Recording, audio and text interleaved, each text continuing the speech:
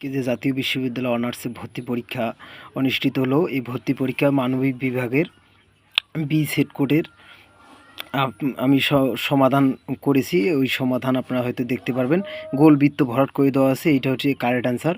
যদি কোনো ভুল থাকে অবশ্যই কমেন্ট করে জানাবেন। এটি হচ্ছে ইংলিশের, আপনারা হয়তো দেখতে পাচ্ছেন কোনটি রাইট, আপনি দেখিয়ে হয়তো কারেক্ট করে নিতে পারবেন।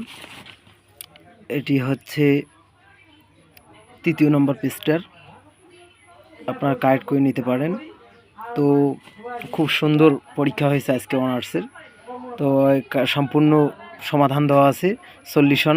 আপনারা সলিউশনগুলো এক নজরে দেখে নেবেন, আবার দেখে নিন, সমস্যা নাই।